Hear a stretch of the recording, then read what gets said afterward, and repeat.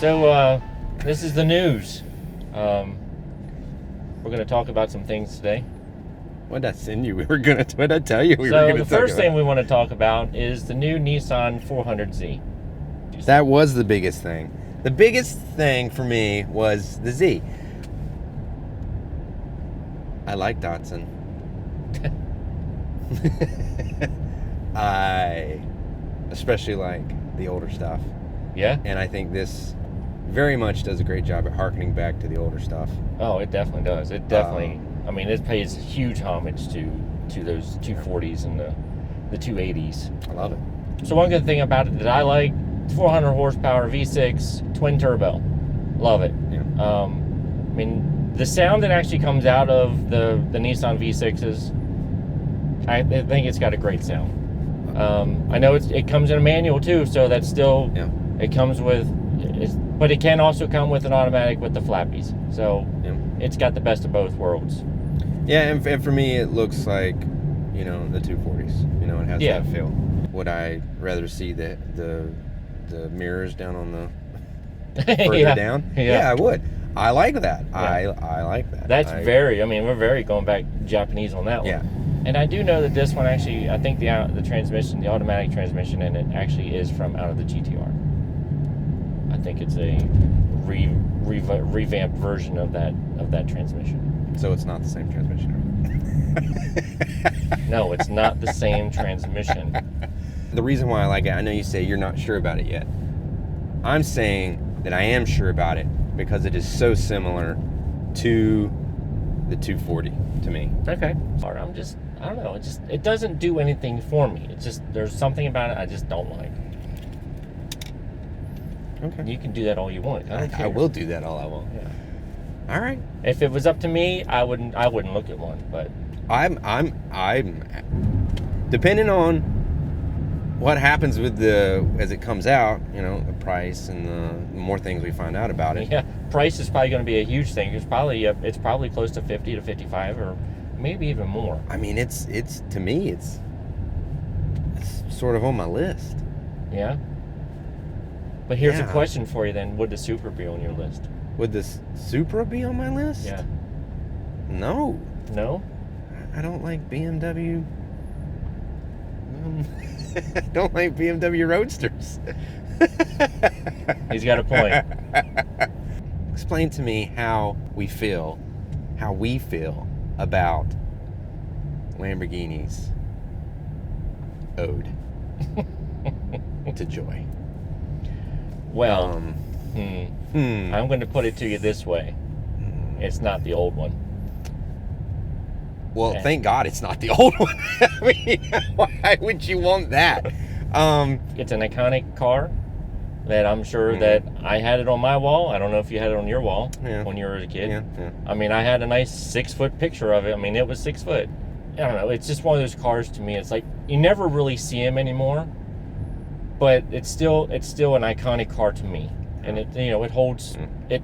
It's part of that impractically new part of me where it holds that heritage and it holds something to my heart. So the stats of it are nice. Yeah. So I mean, we're talking what is it's 802 horsepower total, 769 coming from the V12, 33 coming from the hybrid system. Hybrid. Yeah, I mean. Yeah, it's the hybrid system actually is very similar to the Cian. Yeah, but it's connected to the side of the gearbox, which is kind of weird, but how much is coming from it? The 33? 33 horsepower. That's so... I mean, why... You would think more. Come on. Why do you even have one? Yeah, just so you can say that it's a hybrid? Yeah. It's like, come on, what are you doing? Really, what are you doing? And the looks of it, it's like... Really? Yeah. No, you're wrong. What do you mean I'm wrong? How am I wrong? That's so wrong. It's way better than the old one. You like the looks of it? I think they took the old one and they fixed what they got wrong. Again, that's the difference between you and I. I don't... Speaking of things that we don't like, that I like and you don't like, the new GLI. Yeah. So I know you don't like the GLI. The new one, I think it looks great. I think it's a little plain in the back, but I think they've all had that. I have to agree with you there. It looks really plain in the back. Yeah, but I like some of the stuff I'm seeing about it. You're right about the back being a little too simple. But it does have an updated front, fascia and stuff. It's got updated interior, some updated tech, some updated media center stuff. Yeah. And I know it matches up to your Mark 8 that I'm sure you're happy about. Yeah, I'm really happy about it. I don't know why, but I don't even have a Mark 8 yet. So, I mean, what do you have to complain about other than the fact that it's not a hatchback?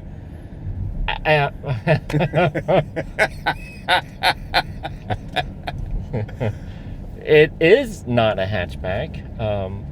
I like the fact that they have the GLI. I just wish that they would put a little bit more oomph into it.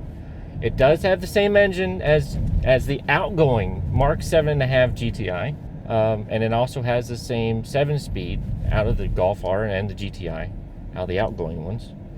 But it doesn't have the updated engine for the new Mark 8 GTI. That engine actually has 241 horsepower. This one only has 228. I don't know. I'm wondering if VW is saying, let's just wait till the next iteration of it. The engine, the chassis, and everything in the GLI is the same as the GTI. Even the chassis in the back is exactly the same. It's got that 4-link in the back of it. Yeah, it just looks better. Well, again, we can, we're going to agree to disagree on that one, but I have driven the GLI. I have driven, it was probably 2 years ago that I drove it, but it's still basically the same cars now as it was then. And to me... And it still looks better then. You're going to get a lot of hate I mail. know. I'll give you that. I think across the board, Volkswagen horsepower numbers, torque numbers are borderline ridiculously low. Yeah. Yeah. Considering the technology that's out, right, with turbos and everything else, and regardless of the numbers, everything we drive, performance-wise, it is a little low. Oh yeah. So, regardless of what they're doing and why they're doing it, it is coming back responsively to the car in lower performance. And I do agree that I think that number for the GLI is outrageously low. Yeah. But I still think it looks better because it's a sedan. Yeah, I was just excited to see some updates from it. Okay. It's news that I was excited to see. And I knew you wouldn't like it, and that's why I chose to talk about it. Okay, well, good, because I'm going to talk about something now that you don't like. Yay! And that is... I hate it. He hates it. I don't know what it is. I already said it once before. Is the new 2022 Mark 8 GTI.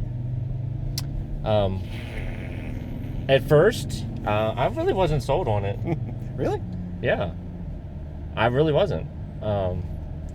But for some reason, now that I've seen some different pictures of it and the actual... I actually really haven't seen the US spec of it because it hasn't really officially come out as a US spec as of today, which is in August. But from what I've seen, and I've seen some things in it, I've read some stuff about it, and it actually looks like something I would probably buy. I'm sure it is something you would probably buy. I've purposely not looked at anything of the GTI because I enjoy it so much when you try to talk to me about it, and I have nothing to say about it. Well, good, because what I'm going to tell you is it's the same 2-liter engine that the GLI has in it, but unlike the GLI, it actually has 241 horsepower and 273 foot-pounds of torque.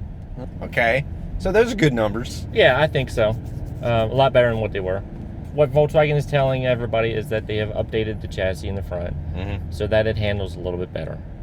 Facelifts on this, obviously? No? Completely. Yeah. I mean, everything about it is actually new. I like it. I mean, it's kind of growing on me. I'm still not really sure about the the X pattern fog lights that are in the front of it.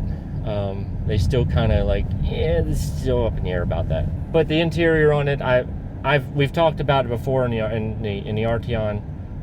It's the Arteon the Arteon and the GLI actually have the same steering wheel, and now basically the same type of infotainment centers.